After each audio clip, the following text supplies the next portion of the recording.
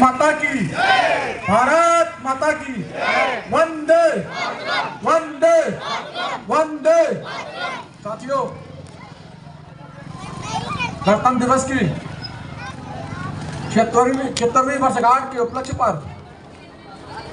Krishnanagar ward के corona बस्ती में प्राचीन शिव मंदिर प्रांगण में आयोजित ध्वजारोहण कार्यक्रम में उपस्थित इस कार्यक्रम के आयोजक जिन्हें मैं बधाई देना चाहता हूं, जिनके परिश्रम से आज यहां ध्वजारोहण का कार्यक्रम संपन्न हो रहा है। ऐसे अपने भाई आदरणीय बप्पालाल प्रजापति जी, हम सबके वरिष्ठ आदरणीय टी एन दीक्षित जी, आदरणीय ललन जायसवाल जी, आदरणीय मुकेश जायसवाल जी, लुटन जायसवाल जी, अपने बली भाई महेश केसरवानी जी, जिनका भी मैं नाम 76वीं वर्षगांठ के उपलक्ष्य पर ढेर सारी शुभकामनाएं और बधाई देता हूं। आज देश गणतंत्र दिवस की 76वीं वर्षगांठ बना रहा है। आदरणीय मसूरिया जी चाचा जी बैठे हैं, मैं उनका भी अभिनंदन करता हूं।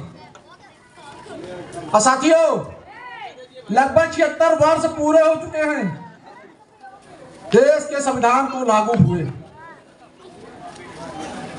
अगर 76 यानी 26 जनवरी सन 1950 को देश का संविधान लागू हुआ था। अगर उससे पहले बात की जाए तो देश में अंग्रेजों का कानून था, अंग्रेजों का शासन था। वो कैसा शासन था वो आप सभी जानते हैं। हमारे स्वतंत्रता सेनानियों ने लाठियां भी खाई थी, गोलियां भी खाई थी, उनके काले कानून के विरोध में जेल भी गए, लेकिन उनका प्रयास निरंतर जारी था कि भारत को स्वतंत्र कराएंगे। और स्वतंत्र कराने से पहले यह भी सोच रहे थे कि भारत स्वतंत्र तो हो जाएगा, लेकिन कानून देश चलाने के लिए अपना कानून भी होना चाहिए, अपना संविधान भी होना चाहिए। उसी को ध्यान में रखते हुए सन 1946 में संविधान सभा का गठन करते हैं। जब संविधान सभा का गठन होता है तो संविधान सभा के सदस्य भी तय होते हैं।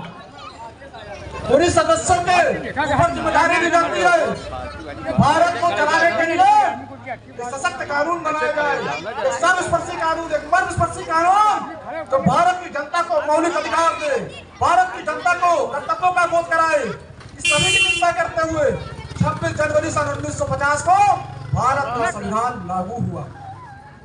थोड़ा सोचिए, अगर भारत में संविधान लागू न होता तो देश की स्थिति क्या होती?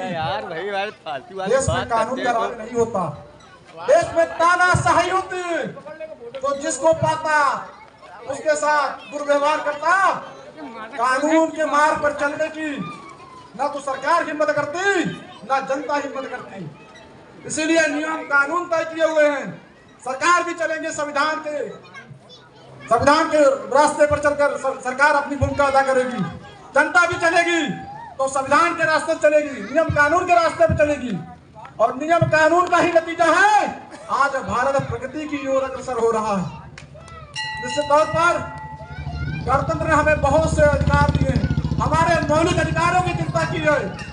मौलिक अधिकार तो मिले हैं, लेकिन हम नागरिक धर्म के नाते हमारे कर्तव्य भी है। मैं बताना चाहूंगा अपने शब्दों के माध्यम से, हम अधिकारों की बात करते हैं, कर्तव्यों की बात नहीं करते। हम 20 लाख की मकान बना लेते हैं, पैसा रहता है बना लेंगे, बुलेट घर बिछा लेंगे, लेकिन मलबा फेंकने के लिए कर्मचारियों से कहते हैं। क्या हमारा कर्तव्य नहीं है कि हम मलबा के लिए हम 1000-2000 रुपए खर्च करके 10 लाख रुपए मकान में इकट्ठा कर सकते हैं? तो क्या हमारा कर्तव्य नहीं है कि हम मलबा को भी ठिकाने लगा दें?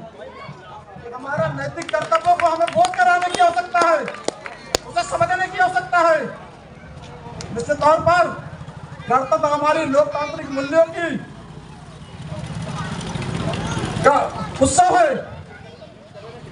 निश्चित तौर पर सरकार कैसे चलेगा? हमें लोकतांत्रिक रूप से शक्ति प्राप्त है, अधिकार प्राप्त है।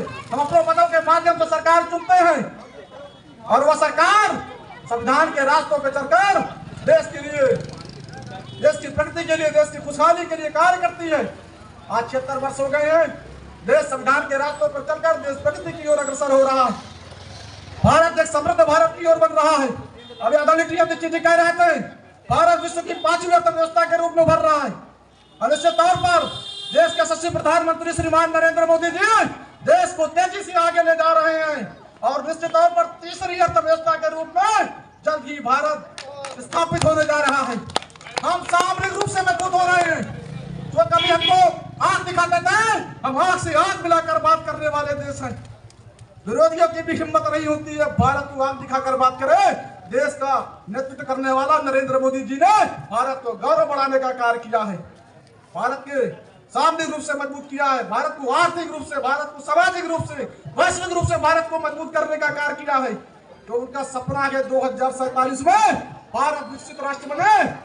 ऐसा मुझे विश्वास है। अगर इसी तरीके देश चलता रहा और देशवासी अपने नैतिक कर्तव्यों का भी प्रति जागरूक रहे तो निश्चित तौर पर भारत 2047 से पूर्व ही भारत विकसित राष्ट्र बनेगा। उनके अथक प्रयासों से तमाम अंग्रेजों के कानून को समाप्त करने का कार्य किया है।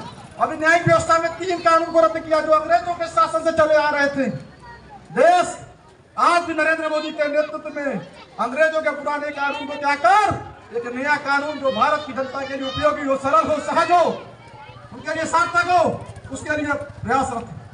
मैं आज के इस अवसर पर अपने क्षेत्रवासियों को गणतंत्र दिवस की पुनः ढेर सारी शुभकामनाएं देता हूं और मैं आप लोगों से आग्रह करता हूं, नागरिक तो है, मौलिक अधिकार तो प्राप्त है, इन कर्तव्यों को जरूर याद रखें। अपने कर्तव्य अगर भारत की प्रगति चाहते हैं तो अपने कर्तव्यों को ध्यान में रखना होगा।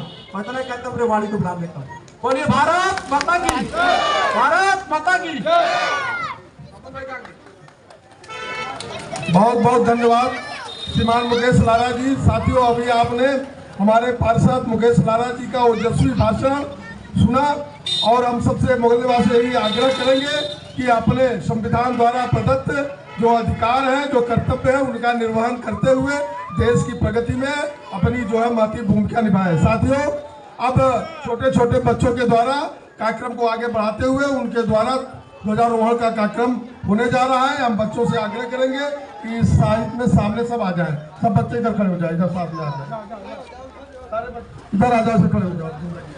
और हम सबके साथी इस कार्यक्रम के आयोजक भाई बब्बर लाल जी से निवेदन करूंगा कि सामने आए, इधर कराएं।